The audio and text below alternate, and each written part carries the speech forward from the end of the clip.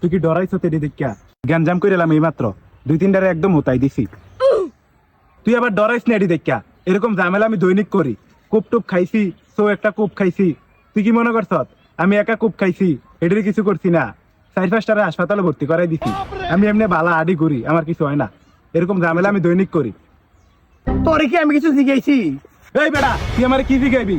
কূপ টুপ খাইয়াইছি বুঝস না, মাথা গরম। এখন বেশি করবি তোরে কোবাই দিমু দইরা। সো একটা কূপ খাইছি। দেহি দেহি খুলিস না এটা সমস্যা হইব।